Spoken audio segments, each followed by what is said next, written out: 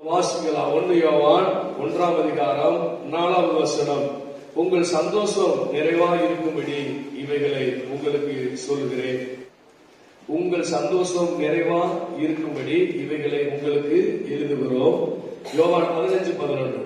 என்னுடைய சந்தோஷம் உங்களில் நிலைத்திருக்கும்படிக்கும் உங்கள் சந்தோஷம் நிறைவாக இருக்கும்படிக்கும் இவைகளை உங்களுக்கு சொன்னேன். பரலோகத்தில் இருக்கிற எங்கள் பிதாவே, நீர் பேசுகிற தேவனாய் இருக்கிறபடியினால் உம்முடைய சந்தோஷம் எங்களுக்குள்ள கடந்து வரவும், ஆண்டவரே எங்களுடைய சந்தோஷத்தை நாங்கள் நிறைவாய் வாழவும் இந்த வேளையில் எங்களோடு கூட நீர் பேசும், எங்களோடு கூட இடைப்படும். கர்த்தருடைய கரத்தில் நாங்கள் ஒப்புக் கொடுக்கிறோம். இயேசுவின் நாமத்தில் ஜெபிக்கிறோம் நல்ல பிதாவே, ஆமென். அல்லேலூயா. நான் மறுபடியும் சொல்லுகிறேன், நம்முடைய வாய் எப்படி இருக்கிறதோ அப்படித்தான் நம்ம வாழ்க்கை இருக்கும். நம் வாய் எப்படி இருக்கிறதோ அப்படித்தான் நம்முடைய குடும்பம் இருக்கும். நம்முடைய வாய் எப்படிப்பட்டதா இருக்கிறதோ அப்படித்தான் நம்முடைய தொழில் வேலைகள் இருக்கும். இதை நாங்க நல்லா எழுதி வைத்துக் கொள்ளுங்க, சரிங்களா? நாம் ஒரு காலத்தில் விதைத்ததை இந்த நாட்களில் நாம் அறுத்து கொண்டிருக்கிறோம். ஒருவேளை உங்களுடைய வாயின் வார்த்தை நல்லதாக நீங்க விதைத்திருப்பீங்க என்றால் இந்த நாளில் நான் பார்க்க நன்மை எல்லாம் அதனால் வந்தவைகள். ஒரு காலத்தில் நம்ம விதைத்த விதைகள் தீமையா இருக்குமானால் எதிர்காலங்களில் அந்த தீமையா நம்ம என்ன பண்ணுவோம்? அறுப்போம். நீங்க கடந்த காலத்துல சிந்தித்து பாருங்கள். நீங்க எதையெல்லாம் பேசுகிறீர்களோ அதெல்லாம் நீங்க நாட்களிலே பார்த்து கொண்டிருப்பீர்கள். ஆகவே இந்த காரியத்தை குறித்து நீங்கள் தெளிவுள்ளவர்களாய் நீங்கள் இருக்க வேண்டும். அதனால சொல்றேன், நம்முடைய வாயை வைத்துத்தான் நாம் ஆசீர்வதிக்கப்பட போகிறோம். அதை நல்லா புரிந்து கொள்ளுங்கள். வேற எந்த வழியிலும் நமக்கு ஆசீர்வாதம் வரப்போவதில்லை. தேவன் அந்த ஒரு வழியைத்தான் நமக்கு ஆண்டவர் வைத்திருக்கிறார். அல்லேலூயா. ஆகவே இந்த நாட்களை கவனிச்சு பாருங்க. இதை குறித்து நம்ம பார்க்கலாம். உங்கள் சந்தோஷம் நிறைவா இருக்கும்படி இவைகளை உங்களுக்கு எழுதுகிறோம். என்ன சொல்றாரு? உங்களுடைய சந்தோஷம் நிறைவா இருக்கும்படி இவைகளை உங்களுக்கு எழுதுகிறோம். எவைகளை அப்படின்னு முன்ன பின்ன எல்லாமே இது சேரும். நம்ம முதல்ல மட்டும் பார்ப்போம். முதல்ல மட்டும் 1வது வசனத்தை பாருங்க. ஆதி முதல் இருந்ததும் நாங்கள் கேட்டதும் எங்கள் கண்களினாலே கண்டதும் நாங்கள் நோக்கி பார்த்ததும் எங்கள் கைகளினாலே தொட்டதுமாயிருக்கிற ஜீவ வார்த்தையை குறித்து உங்களுக்கு அறிவிக்கிறோம். ஜீவ வார்த்தையை குறித்து உங்களுக்கு அறிவிக்கிறோம். 2வது வசனம் சொல்ற, அந்த ஜீவன் வெளிப்பட்டது பிதாவிடத்திலிருந்தும் எங்களுக்கு வெளிப்பட்டதுமான நித்தியமாய் இருக்கிற அந்த ஜீவனை நாங்கள் கண்டு அதை குறித்து சாட்சி கொடுத்து அதை உங்களுக்கு அறிவிக்கிறோம். எதை குறித்து? வெளிப்பட்ட அந்த ஜீவனை குறித்து நாங்கள் உங்களுக்கு என்ன செய்யறோம்? அறிவிக்கிறோம். அப்ப ஜீவ வார்த்தையை குறித்து உங்களுக்கு அறிவிக்கிறோம். அடுத்து சொல்ற, ஜீவனை குறித்து உங்களுக்கு அறிவிக்கிறோம். எதற்கு? நீங்கள் எங்களோடு ஐக்கியம் உள்ளவர்கள் ஆகும்படிக்கு. சொல்றாரு, எங்களோடு கூட நீங்கள் ஐக்கியம் உள்ளவர்களாய் ஆகும்படிக்கு இதை நான் உங்களுக்கு சொல்லுகிறேன். அப்புறம் சொல்ற, எங்களுடைய ஐக்கியம் பிதாவோடும் இயேசுவோடும் இருக்கிறது. எங்களுடைய ஐக்கியம் எங்க இருக்குது? பிதாவோடும் இயேசுவோடும் இருக்கிறது. அப்ப நல்லா கவனிங்க. ஜீவ வார்த்தையை குறித்து நான் உங்களுக்கு ஏன் சொல்லுகிறேன்? அந்த வெளிப்பட்ட ஜீவனாகி இயேசுவை பற்றி ஏன் உங்களுக்கு சொல்லுகிறேன்னா, நம்ம எல்லாரும் ஐக்கியம் உள்ளவர்கள் ஆகும்படிக்கு நான் சொல்லுகிறேன். அப்படி சொல்லிட்டு சொல்றாரு, நான் பிதாவோடும் குமாரனோடு ஐக்கியமா இருக்கிறோம். அப்ப நாம் எல்லாரும் ஒரு ஐக்கியத்துக்குள் வந்தால் நம்ம ஆட்டோமேட்டிக்கா யாரோட ஐக்கியம் ஆயிடுவோம்? பிதாவோடும் இயேசுவோடு என்ன பண்ணிடுவோம்? ஐக்கியமா ஆயிடுவோம். அப்ப நல்லா கவனிங்க, ஒரு ஐக்கியம் நமக்கு ரொம்ப முக்கியம். சபை என்பது எதை வெளிப்படுத்துகிறது என்றால், இப்ப பாருங்க, அங்க 2 பேர் இங்க 2 பேர் 10 பேர் யாராவது வர முடியுமா? உட்கார்ந்து ஜெபம் பண்றோம். நம்ம சபை அங்க 4 பேர் இங்க 4 பேர் அடிச்சுறாங்க. வர முடியாதவங்க 6 நடத்திக்கிட்டு இருக்கிறோம். இப்படி நடத்துவது சபையே அல்ல. ஓர் இடத்தில் கூடி வரணும் சபை, சரிங்களா? எது மெயினா எதுக்கு கூட்டப்படுகிறதுனா, ஒரு ஐக்கியத்தை அது காட்டுகிறது. ஒரு ஐக்கியத்தை காட்டுகிறது, ஒரு குடும்பத்தை காட்டுகிறது, ஒரு நல்ல உறவை காட்டுகிறது. பல விதத்தில் சொல்வார்கள். நாம் பொதுவாக ஒரு ஐக்கியம் நம்ம எடுத்துக்கிறோம். ஒரு ஐக்கியத்தை என்ன செய்யுது? காட்டுகிறது. பாருங்க, இந்த ஜீவன் வெளிப்பட்டது அப்படின்றத நீங்க கவனிச்சு பாத்தீங்க அப்படின்னா, ஆண்டவராகிய இயேசு எல்லாருடைய பாவங்களுக்காக, எல்லாருடைய சாபங்களுக்காக, உலகத்தின் பாவங்களுக்காக அவர் ரத்தம் சிந்தி மரித்து அடக்கம் பண்ணப்பட்டு 3ஆம் நாள் என்ன பண்ணாரு? உயிரோடு எழுப்பினார். ஆனா சீசர்கள் அவருடைய கூட இருந்தவர்கள் அத்தனை பேருமே அவர் மரித்து விட்டார் அப்படி சொல்லிட்டு நிறைய பேர் பின்வாங்கி போயிட்டாங்க. மறுதளித்தவர்கள் உண்டு, பின்வாங்கி போனது உண்டு, அந்த செதறி ஓடினவர்கள் உண்டு. இப்படி பல பேரா ஓடிட்டாங்க. சரிங்களா? ஆனா அவர் என்ன பண்றார்? உயிர் தெழுந்த பின்னாடி வசனம் சொல்கிறது 500க்கும் மேற்பட்டவர்களுக்கு அவர் வெளிப்பட்டார். அது ஜீவன் என்ன பண்ணுச்சு?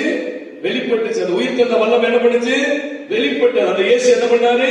வெளிப்பட்டார். எதுக்கு வெளிப்பட்டார்? நல்லா கவனிங்க, அதான் முக்கியம். எதுக்கு ஒவ்வொருவருக்கும் வெளிப்பட்டார்? 500க்கும் மேற்பட்டவர்களுக்கு அவர் வெளிப்பட்டாலும் தூரம் போன வேண்டியப்பா நேர ஒரு எம்மாவூர் சீசருக்கு வெளியே கிளம்பி போயிட்டாங்க. அவங்களை பின்தொடர்ந்து போறவங்கள போய் வெளிப்பட்டார்.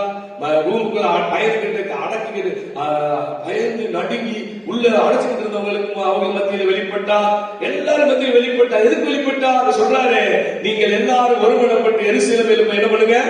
வாக்குத்தத்தத்தை பெறும்படி நீங்க காத்திருங்கன்னு சொன்னார். அப்ப 120 பேர் ஒருமனப்பட்டவர்களாய் நாளோறும் அவரை துதித்துக் கொண்டிருந்தார்கள் என்று லூக்காவில் என்ன செய்து சொல்லுகிறது. அப்ப அவர் வெளிப்பட்டு என்ன பண்றா? எல்லாருக்குள்ள ஒரு மனத்தை அனுப்பி ஒரு ஐக்கியத்தை கட்டளையிடுகிறார். அதுக்கு தான் அவர் என்ன பண்றாரு? வெளிப்படுகிறார். இப்ப அவங்க எல்லாரும் ஒருமனப்பட்ட பொழுது அவர்கள் மேல் தேவனுடைய ஆவி என்ன செய்யப்படுகிறது? பெந்தெகோஸ்தே ஊற்றப்படுகிறது. அப்படி ஊற்றப்படும் போது அங்கே அவர் பேதுரு எழுப்பி ஜெபித்து அவங்க என்ன செய்ய பிரசங்கம் பண்றார். பிரசங்கம் பண்ணா 3000 பேர் ரட்சிக்கப்படுறாங்க. இந்த 3000 பேர் என்ன பண்றாங்க? இந்த ஜீவ வார்த்தையை இயேசுவை பற்றி பேதுரு பிரசங்கித்த பொழுது அங்கே 3000 பேர் தொடப்படுகிறார்கள். 3000 பேர் இப்ப என்ன பண்றாங்கன்னா ரட்சிக்கப்படுகிறார் என்பதை முக்கிய பார்க்கலாம். அவர்கள் எல்லாம் ஒரே இடத்தில் அப்போஸ்தலர் உபதேசத்திலும் அந்நியுடைய ஐக்கியத்திலும் அப்பம் நிற்கிறதிலும் ஜெபத்திலும் வேண்டுதலும் ஒருமனப்பட்டவர்களாய் அவர்கள் தரித்திருந்தார்கள். வீடுகள் தோறும் தரித்திருந்தார்கள். வீடுகளோடு அப்பம் விட்டார்கள். அப்ப ஒரு ஐக்கியத்துக்குள்ள என்ன செய்றாங்க? கடந்து வர்றாங்க. அல்லேலூயா. நல்லா கவனிங்க. ஒரு குடும்பம் நல்ல ஒரு ஐக்கியத்துக்குள் இருக்குமானால் அவர்களை பார்த்து அநேக குடும்பங்கள் தேவனிடம் என்ன செய்ய வருவார்கள். ஒரு 10 குடும்பம் ஒரு இடத்தில் இருக்கிறார்கள் என்றால் அத்தனை குடும்பங்கள் ஒற்றுமை பெற்று இருப்பார்கள், ஒற்றுமையா இருப்பார்கள் என்றால் அந்த ஒற்றுமையை பார்த்து அநேக குடும்பங்கள் ஒற்றுமையா இருந்தாலே அநேக குடும்பங்கள் கூட என்ன செய்வாங்க? வருவார்கள். நல்லா கவனிக்க, உங்களுக்கு புரியுற மாதிரி சொல்றேன். ஒரு திருமண நிகழ்வுக்கு போகிறோம், ஒரு இறந்த நிகழ்வு கூட போலாம். அந்த போனோட சொந்த பந்தங்கள் எல்லாம் வருவாங்க. அப்படி சொந்த பந்தங்களை பார்க்கும் பொழுது நாம் ஒருமனப்பட்டு எல்லாரும் பாத்தீங்கன்னா கொஞ்ச நேரம் அப்படி சந்தோஷமா இருக்கும். அந்த திருமண நிகழ்வுகள்ல கூடி கூடி போது அடிச்சுவாங்க, பேசுவாங்க. நீங்க எப்படி இருக்கீங்க? நீங்க நல்லா இருக்கிறீங்க? அவங்க வீட்டுல என்ன பண்றாங்க? இப்படி ஒருத்தர் பேசுகிற அந்த பாக்குறதுல ஒரு பெரிய சந்தோஷம் என்ன செய்யுது? வருகிறது. அப்ப ஐக்கியம் என்பது இங்க சந்தோஷம் நிறைவேறாமல் சொல்லுது. அப்ப அந்த ஐக்கியப்படுகிற பொழுது அந்த குடும்பத்தில் சந்தோஷம் பெருகும். அல்லேலூயா. அந்த சந்தோஷம் என்ன செய்யுதுன்னா நிறைவா இருக்கும். அது குறைவான செய்யும். கொஞ்ச நேரம் பாருங்க, 2 பேர் பேசி போலமா இருக்காது. அது அந்த நாள் முழுவதும் அந்த சந்தோஷம் திருமண வீட்டில் இருக்கும். அல்லேலூயா. அதுக்கு பின்னாடி சந்தோஷம் கடந்து போகாத நான் நிரந்தரமா நம்முடைய சந்தோஷம் நிறைவா இருக்குன்னா ஒரு சபையில் இருக்கிற நமக்குள்ளே நல்ல ஒரு ஐக்கியம் என்ன செய்ய வேண்டும்? இருக்க வேண்டும். அப்ப அந்த ஐக்கியத்தை தான் ஆண்டவர் என்ன செய்யறாருன்னா முதல் திருச்சபையாய் அங்க என்ன செய்யறாரு? ஒரு 3000 பேரும் இது 120 சேர்ந்து அங்க கூடி வருகிறார்கள். அப்ப வசனம் சொல்கிறது அனைவரும் ரட்சிக்கப்பட்டவர்களை என்ன செஞ்சாரா? சேர்த்து கொண்டு வந்தார் அப்படின்னு போட்டு. அல்லேலூயா. நாம உட்கார்ந்ததால ஆட்டோமேட்டிக்கா வந்து நினைச்சிருவாங்க. சரி, ஒரு ஊழியக்காரர் இப்படியாய் சொன்னார், நான் ஒரு தெருவுல போகும்போது அந்த ரட்சிக்கப்படாத ஜனங்கள் எனக்கு மரியாதை கொடுப்பார்கள் என்றால் அங்கு உள்ள விசுவாசிகள் சரியாக இருக்கிறார்கள் என்று அர்த்தம். நான் அந்த தெருக்குள்ள போகும்போது அங்கு உள்ள மற்ற ரட்சிக்கப்படாத ஜனங்கள் ஒரு மாறினை பார்த்தாங்க அப்படின்னா அங்க இருக்கிற விசுவாசி ஏதோ ஒன்று பண்ணுகிறது அப்படின்னு அவர் சொன்னார். நல்ல கவனிங்க. இன்னைக்கு இது எது காப்பிக்குதுன்னா அந்த ஐக்கியம் என்பது அந்த ஜனங்களுக்குள்ள ஒரு சந்தோஷத்தை காணும் போது புறஜாதிகளுக்குள்ள ஒரு மதிப்பு மரியாதை நம்மளுக்கு என்ன செய்யுது? வருகிறது. அல்லேலூயா. அப்ப நல்லா நீங்க புரிஞ்சு கொள்ளணும். அப்ப இந்த ஐக்கியத்தை பத்தி இந்த ஐக்கியம் படணும்னா நாம் எல்லாரும் ஐக்கியமா இருக்கணும்னா அதுக்கு என்ன செய்ய வேண்டும்? இந்த பகுதி வேத பகுதி சொல்லுகிறது, நம்ம ஐக்கியப்பட்டா நிறைவான சந்தோஷம் உண்டாகும். நல்லா கவனிங்க. நாம் ஐக்கியப்பட்டிருந்தவர்களாக ஒரு குடும்பத்தில் கணவன் மனைவி ஒரு நல்ல ஐக்கியம் இருக்குமானால் அந்த சந்தோஷம் வெளிப்பட்டு கொண்டே இருக்கும். ஒரு 2-3 குடும்பங்கள் உறவுகள் நல்ல ஐக்கியத்துக்குள் இருக்குமானால் அவர்கள் மூலமாய் சந்தோஷம் என்ன செஞ்சுக்கிட்டு இருக்கும், வெளிப்பட்டு கொண்டே இருக்கும். அந்த சந்தோஷம் நிறைவா என்ன செய்ய இருக்கும். இதை பார்த்த ஜனங்கள் புறஜாதிகள் ஆட்டோமேட்டிக்கா உள்ள என்ன செஞ்சிருவாங்க, வந்துருவாங்க. அல்லேலூயா. நம்ம சுவிசேஷம் அறிவிக்க வேண்டியதில்ல, ஒரு ஊர்ல இருக்கிற விசுவாசியை வைத்து என்ன செய்வாங்க, அனைவரே உள்ள வந்துருவாங்க. அதை நீங்க புரிஞ்சுக்கணும். அப்ப என்ன சொல்றாங்கன்னா, இந்த ஐக்கியம் வருவதற்கு என்ன தேவைன்னா, ஜீவ வார்த்தையை நாங்கள் அறிவிக்கிறோம். அப்ப ஜீவனுள்ள வார்த்தையை நாம் என்ன செய்யணுமா, பேசணும். என்ன வார்த்தையை பேசணும், ஜீவனுள்ள வார்த்தைகளை பேசணும்.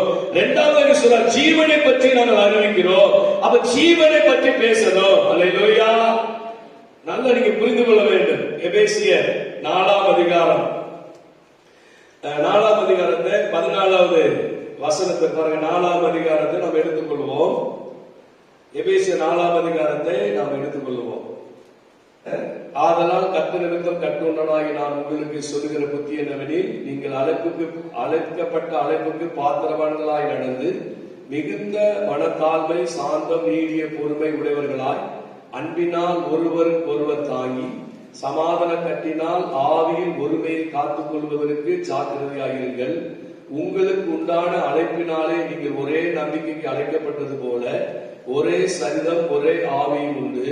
ஒரே கர்த்தரும் ஒரே விசுவாசமும் ஒரே ஞானஸ்நானமும் எல்லோருக்கும் ஒரே தேவனும் பிதாவும் உண்டு. அவர் எல்லார் மேலும் எல்லாரோடும் உங்களுக்கு எல்லாருக்குள்ளும் இருக்கிறவர்.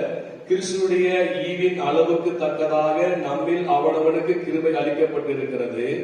ஆதலால் அவர் உன்னதத்துக்கு ஏறி சிறைப்பட்டவர்களை சிறையாக்கி மனுஷருக்கு வரங்களை அளித்தார் என்று சொல்லி இருக்கிறார். ஏறினார் என்பதனால் அவர் அதற்கு முன்னே பூமியின் தாழ்விடத்தில் இறங்கினார் என்று விளங்குகிறது அல்லவா. இறங்கினவரே எல்லாவற்றையும் நிரப்பத்தக்கதாக எல்லா வானங்களுக்கும் மேலாக உன்னதத்துக்கு ஏறினவருமாயிருக்கிறார்.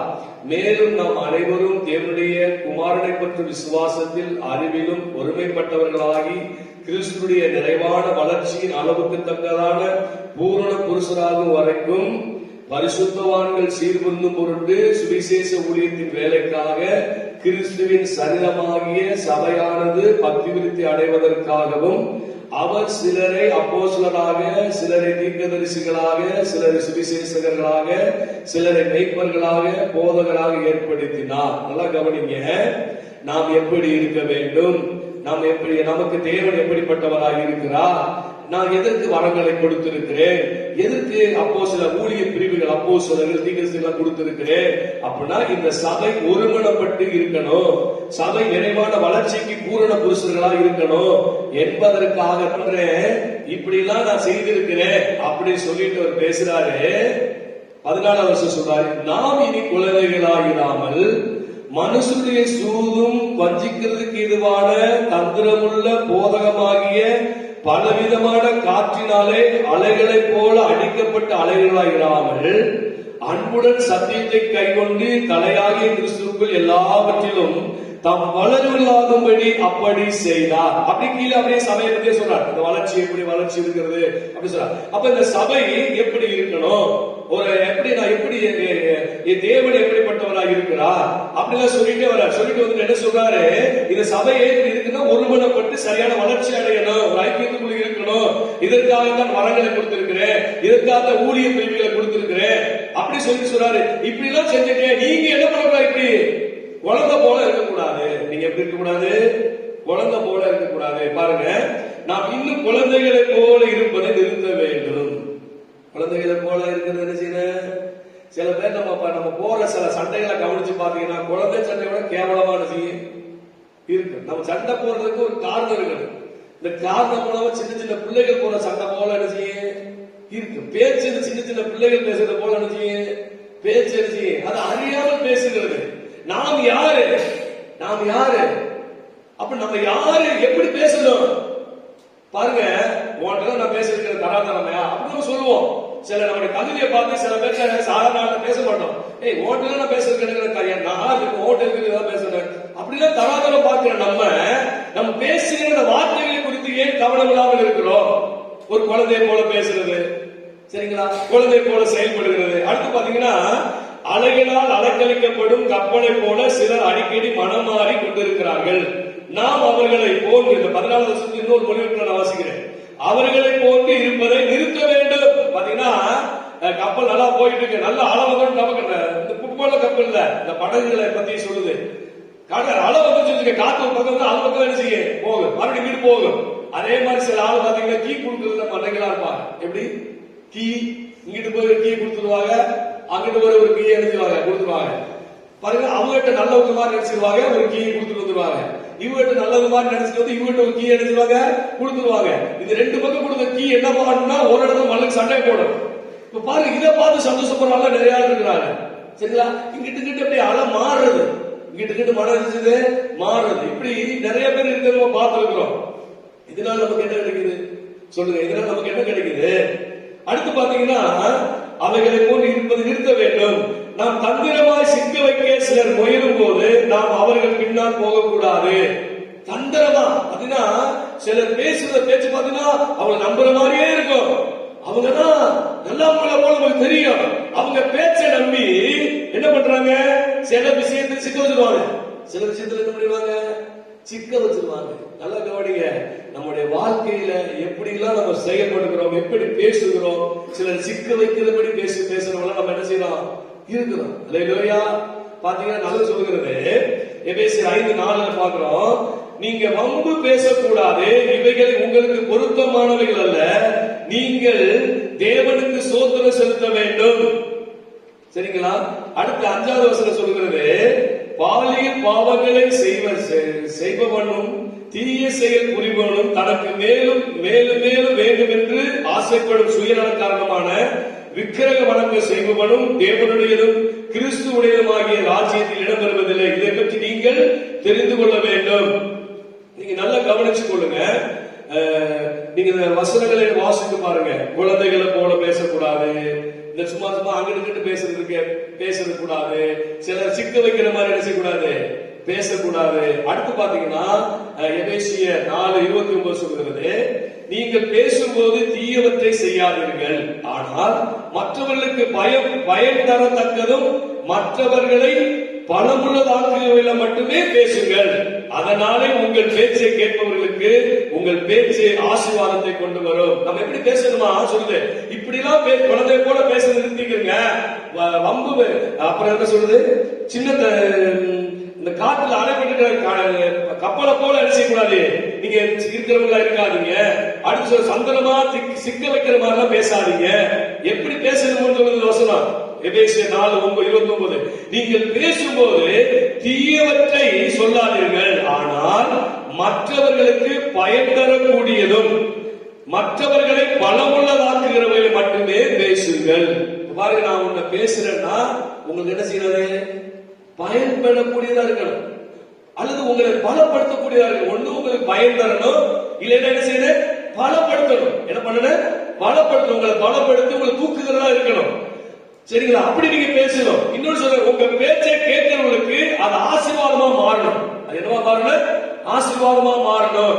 இப்படி நீங்க பேசுனீங்கன்னா உங்க வாழ்க்கையில ஐக்கியம் உண்டாகாதா சொல்லுங்க. ஆனா நீங்க என்ன செய்யணும், ஒருத்தருடைய பலவீனத்தை பத்தி 10 கட்டளை சொல்றது, ஒருத்தர் இருக்கிற இல்லாத காரியமா இருக்கலாம், ஒரு பொய்யா கூட இருக்கலாம். பாத்தீங்கன்னா ஒரு நல்ல வம்பு என்ன செய்யணும், வம்பு பேசக்கூடாது, வம்பு வழக்கெல்லாம் என்ன பண்ணக்கூடாது, பேசக்கூடாது. அல்லேலூயா. அல்லாஹ்வுடைய நம்முடைய வாழ்க்கையில எதை பேசணும் எதை பேசக்கூடாதோ அப்படி நீங்க வாழ்க்கையில கண்டாதான் அந்த ஐக்கியத்தை நம்மளால மெயின்டைன் பண்ண முடியும். அந்த ஐக்கியம் ஒழுங்கா மெயின்டைன் ஆனாதான், ஐக்கியம் சரியா இருந்தா தான் நம்ம வாழ்க்கையில சந்தோஷமா என்ன செய்ய முடியும் இருக்கும். அல்லேலூயா. ரட்சிக்கப்பட்ட ஆளு யார்கிட்ட என்ன பேசுறோம் என்ன பேசக்கூடாது என்று ஒரு அதை சொல்ல பாத்தீங்கன்னா, ஒரு ரட்சிப்புக்கு நம்ம தடையா இருக்கக்கூடாது.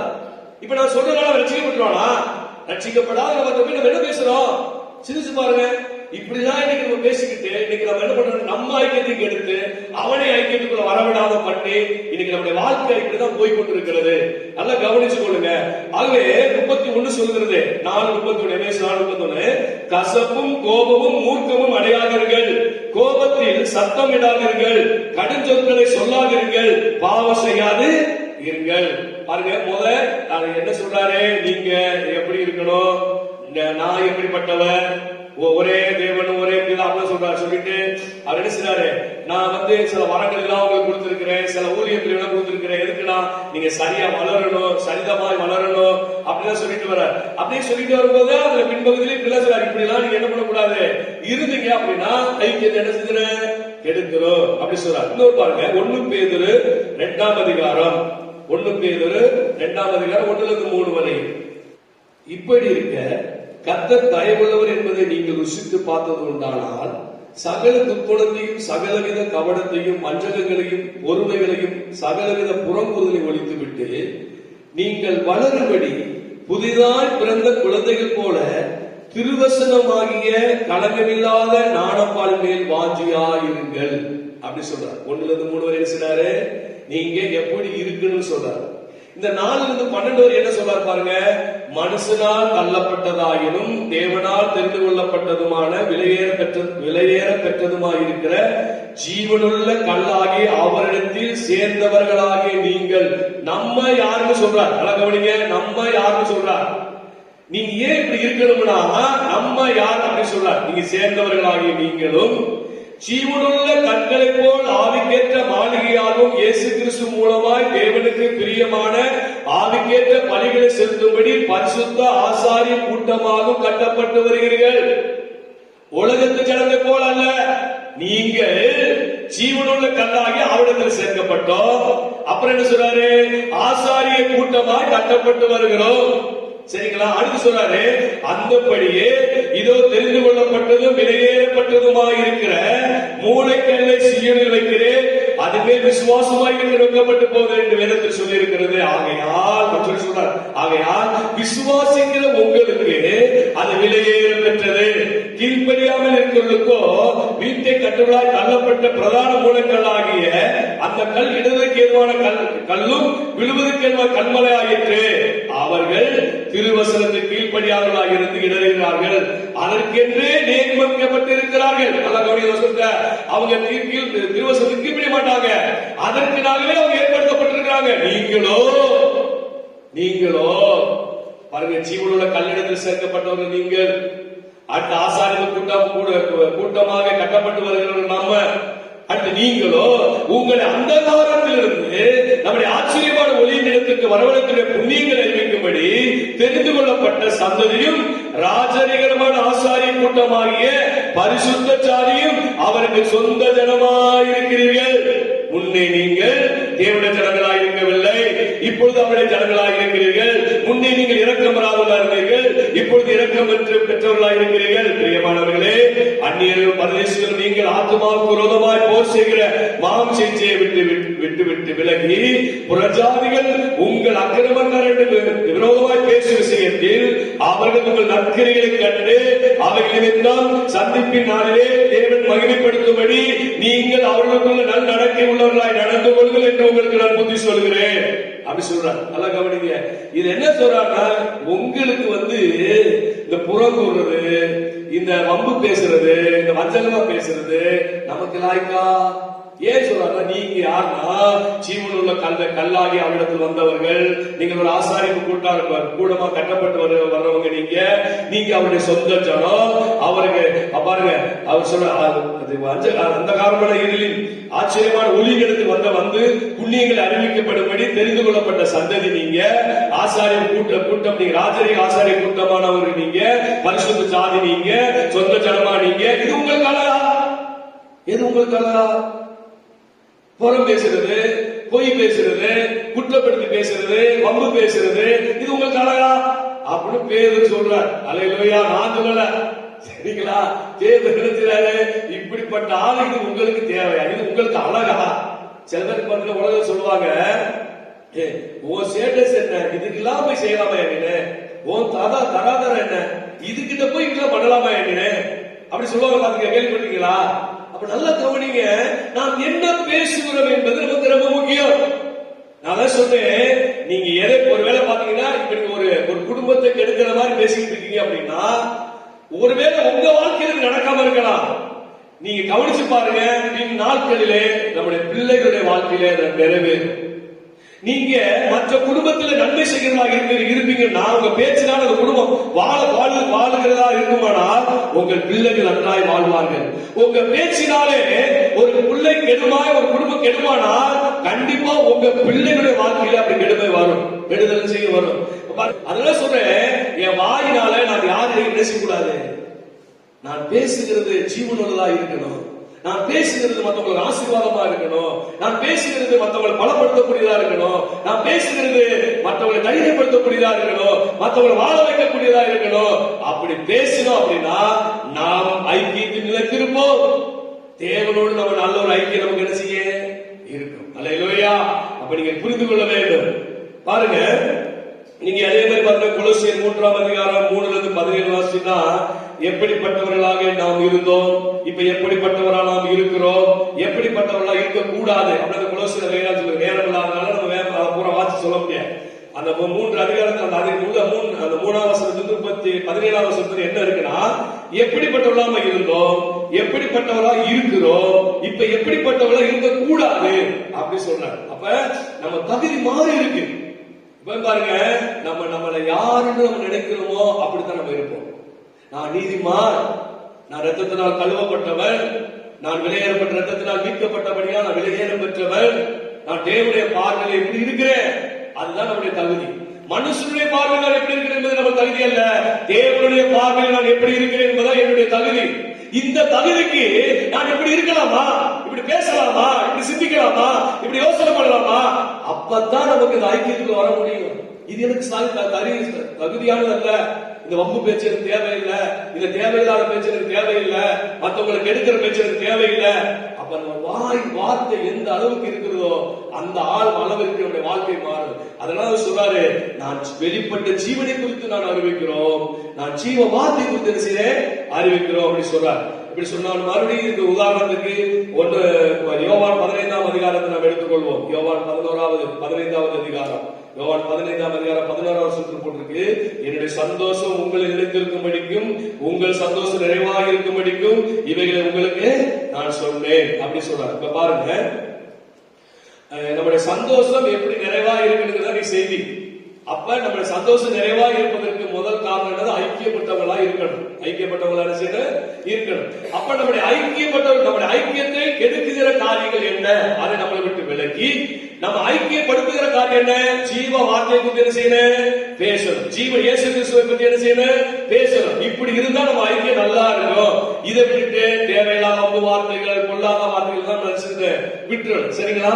அப்ப இந்த ஐக்கியத்தை பத்தி நம்ம பேசணும். இங்கேயும் ஐக்கியத்தை பத்தி தான் சொல்றாரு. இந்த 15ஆம் அதிகாரத்துல அதே ஐக்கியத்தை சொல்றாரு. பிதா திராட்சை தோட்டக்காரர். பிதா யாரு? திராட்சை தோட்டக்காரர். அதுல இருக்கிற திராட்சை செடி யாரு? இயேசு கிறிஸ்து. அதுல இருக்கிற திராட்சை செடி யாரு? இயேசு கிறிஸ்து. அதுல இருக்கிற கொடி யாரு? நாம் எல்லாரும். அதுல இருக்கிற கொடி யாரு? நாம் எல்லாரும். அப்ப சொல்றாரு, இந்த திராட்சை செடியோடு இந்த கொடி இணைஞ்சிச்சுன்னா மிகுந்த பலனை கொடுக்கும் அப்படின்ற. அப்படி இணையில அப்படின்னா என்ன கொடுக்காது? பலனை கொடுக்க. அப்ப ஒரு ஐக்கியத்தை காட்டுகிறது. காமிச்சுக்கிறதுல இப்ப நான் ஏற்கனவே உங்களுக்கு குறிப்பிட்டு சொல்லிருக்கிறதுல செங்கோட்டில் எடுத்திருக்கிறேன். இங்க சொன்ன யாரும் எனக்கு தெரியல. இப்ப ஒரு விளைநிலம் இருக்கிறது. அந்த விளைநிலத்துல நல்ல தண்ணி இருக்குது, நீர் பாய்ச்சலான ஒரு தோட்டம் தான். அதுல எல்லா நெல்களும் என்ன செய்யுது? பறிஞ்சு மேல வருது. அது எல்லா பருவம் நல்ல பால் குடிச்சு நல்லா பறிஞ்சிருக்கு. அது ஒண்ணு என்ன பண்ணுது அப்படின்னா, வெள்ளை வெள்ளக்கர் தான் என்ன செய்யுது?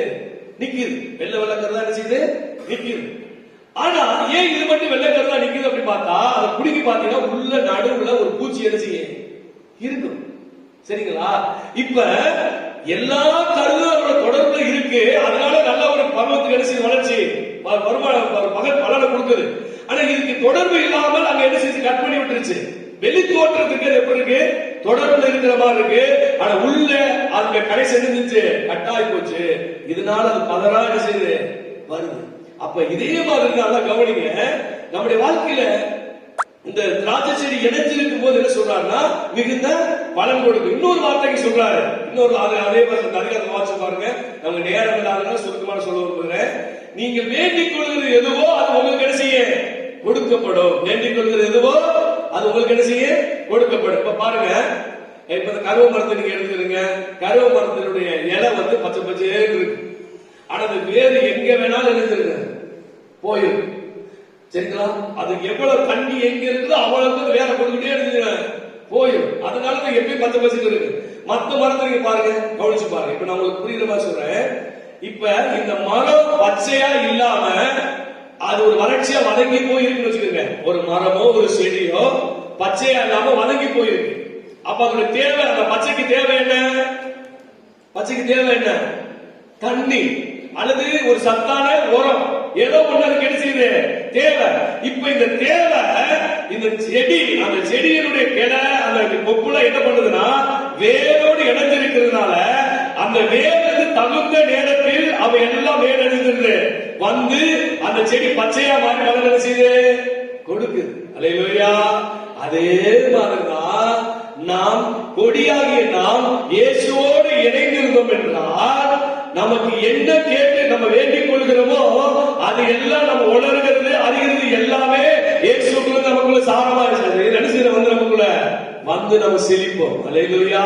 அத மிகுந்த பலன் கொடுப்போம். அல்லேலூயா. அப்ப நம்ம கேட்டுக் கொள்கிறது எல்லாம் இதை நல்லா புரிஞ்சு கொள்ளணும். அப்ப இது என்ன காமிக்கிறார் அப்படின்னா ஒரு இணைப்பை, ஒரு ஐக்கியத்தை அங்கே காண்கிறார். ஐக்கியத்தை செய்யறாரு, காமிக்கிறார். இப்ப நல்லா புரிஞ்சு கொள்ளுங்க. இப்ப நமக்கு என்ன, நான் வந்து செடி, இந்த திராட்சை செடி செழிப்பா இருக்கிறதுக்கு என்ன தேவை? தண்ணி தேவை, அல்லது உரங்கள் ஏதோ தேவை, தண்ணீர் தேவை. அதனால வசனம் சொல்கிறது நீர் பாய்ச்சலான தோட்டம் போல் இருப்பாய், நீ செய்வதெல்லாம் வாய்க்கும் அப்படிங்கிறார். அப்ப நீர் பாய்ச்சலான தோட்டத்தை எதுக்கு ஒப்புறார் ஆண்டவரு? சங்கீதம் 1க்கு வருவார். சங்கீதம் 1 சொல்லுகிறது துன்மார்க்க நடவாமலும் பாவியினுடைய வழியில நில்லாமலும் பரிகாசகர் உட்கார இடத்துல. ஏன் இதை சொல்றாரு? ஏன் இந்த 3 காரியத்தை சொல்றாரு? சொல்லிவிட்டு அடுத்து ஒண்ணு சொல்றாரு, இதுக்கு வருவோம். ஏன் சொல்றாரு? இதெல்லாம் பதர்னு சொல்றாரு. பின்பக்கத்துல சொல்றாரு பதர். அப்ப துன்மார்க்கை நல்லா பேச மாட்டான், பரியாசக்காரை நல்லா பேச மாட்டான், சரிங்களா? பாவிகள் நல்லா பேச மாட்டாங்க. அப்படிப்பட்ட உட்கார்ந்து அப்படின்னா நீ இன்னும் பதரா போயிருவ.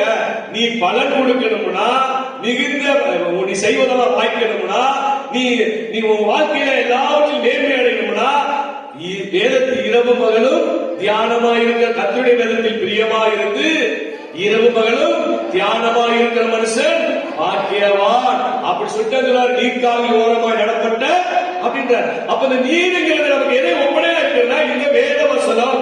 அல்லேலூயா. அதனால சொல்றேன், இந்த ஜீவ வார்த்தையை குறித்து நான் பேசணும். இந்த ஜீவ வார்த்தையை குறித்து பேசணும். இந்த ஜீவன் இதுல சொல்லப்பட்டிருக்கிற ஜீவனாகிய இயேசு கிறிஸ்துவை நான் பேசணும். அப்படி நான் பேசுறேன் அப்படின்னா நான் நீர்க்காலில் ஓரமா இருக்கிற மரத்தை போல இருப்பேன். நான் செய்வதில் எனக்கு என்ன செய்ய வாய்க்கும். அல்லேலூயா. அதனால சொல்றேன், நம்ம பேச்சு ரொம்ப முக்கியம். அதாவது சங்கீதம் 1ல அந்த முதல் வாசனம் சொல்றது போல இராதபடி வாழ்க்கையில காணப்பட வேண்டும். ஏன்னா அது உலக பிரிவினையை கொண்டு வரும். உலகத்தில் பார்க்க பிரிஞ்சு கிடக்கிறாங்க ஜனங்கள் எல்லாம். ஏதோ அடிப்படையில் பிரிஞ்சு கிடக்கிறாங்க. ஏழை பணக்காரன் என்று பிரிஞ்சு கிடக்கிறார், ஜாதி என்ற அடிப்படையில் பிரிஞ்சு கிடக்கிறார், பல விதத்தில் பிரிஞ்சு கிடக்கிறார்கள், பல விதத்தில் பிரிஞ்சு கிடக்கிறார்கள், நல்லவன் கெட்டவன் என்று பிரிஞ்சு கிடக்கிறார்கள்.